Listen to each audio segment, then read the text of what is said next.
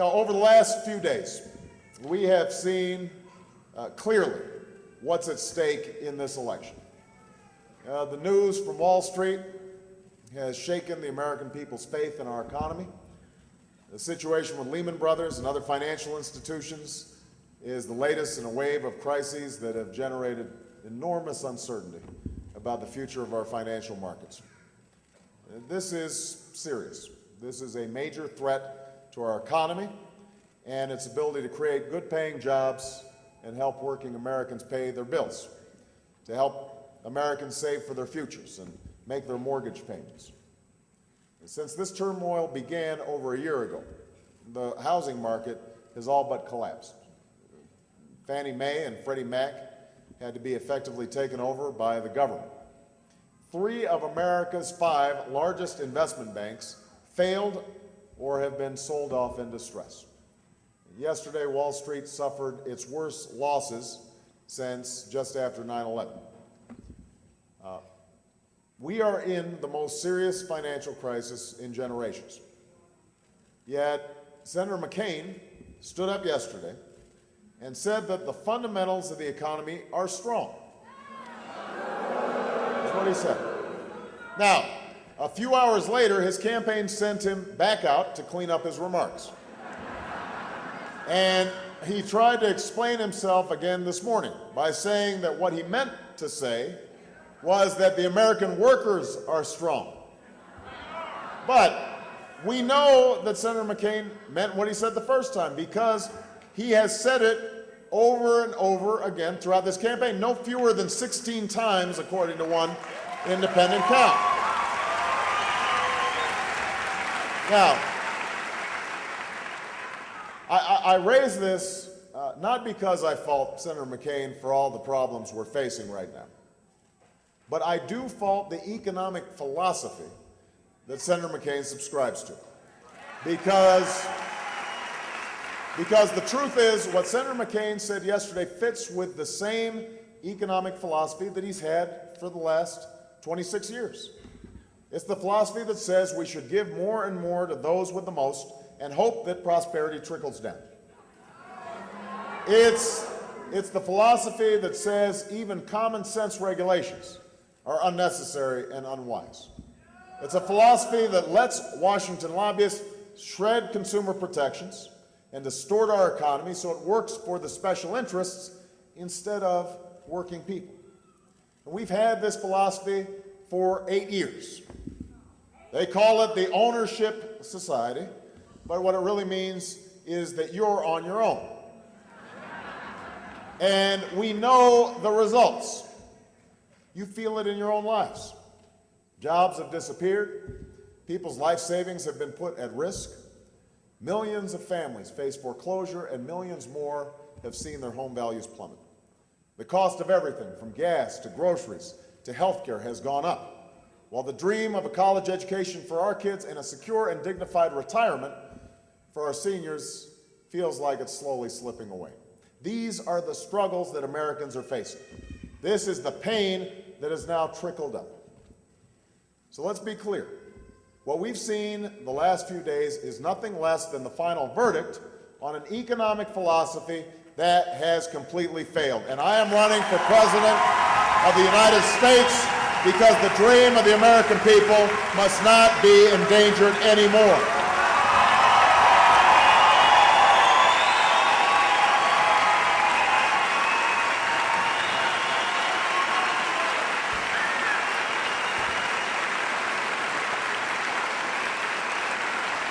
It is time to put an end to the broken system in Washington that is breaking the American economy. It's time for change that makes real difference in your lives. It's time for a government that is fighting for you, not ignoring you or fighting against you. We need leadership like the governor in Colorado is providing to build a new energy economy. We need leadership like the mayor's providing, investing in infrastructure and education. That's the kind of leadership we need in Washington and in the White House. That's what I intend to provide.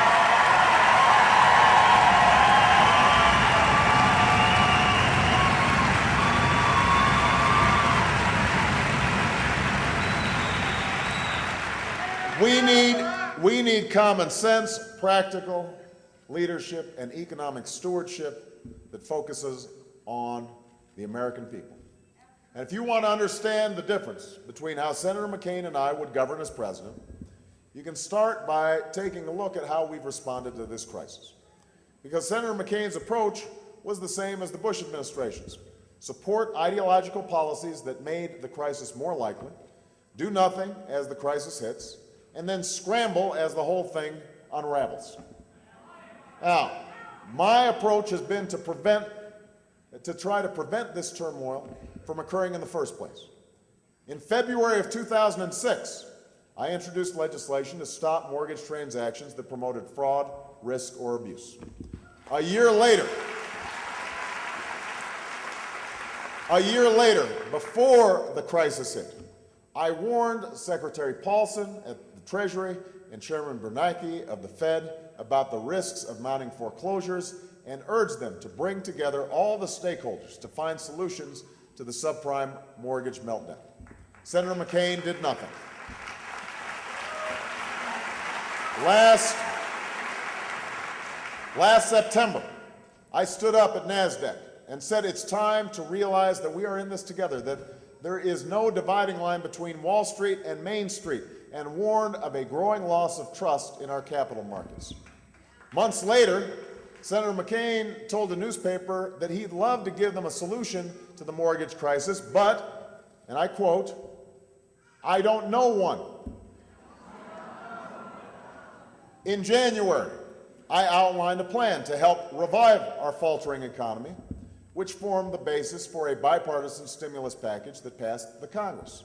Senator McCain used the crisis as an excuse to push a so-called stimulus plan that offered another huge and permanent corporate tax cut, including $4 billion for the big oil companies, but no immediate help for workers.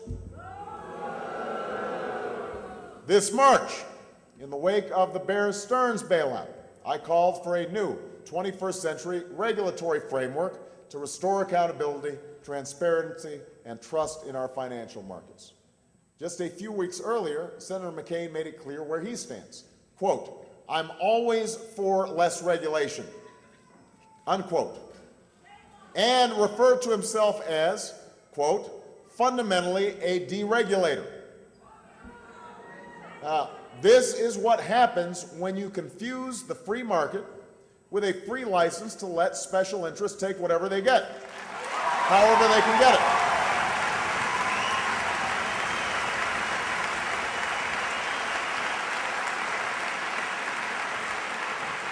This is what happens when you see 7 years of incomes falling for the average worker while Wall Street is booming, and declare, as Senator McCain did earlier this year, that we've made great economic progress under George Bush. This is how you can reach the conclusion as late as yesterday that the fundamentals of the economy are strong. Well, we have a different way of measuring the fundamentals of our economy. We know that the fundamentals that we use to measure economic strength, or whether we're living up to that fundamental promise that has made this country great, that America is a place where you can make it if you try. Americans have always pursued our dreams within a free market that has been the engine of our progress. It's a market that's created a prosperity that is the envy of the world and rewarded the innovators and the risk takers who've made America a beacon of science and technology and discovery. But the American economy has worked in large part because we have guided the market's invisible hand with a higher principle, that America prospers when all Americans can prosper. That's what we believe.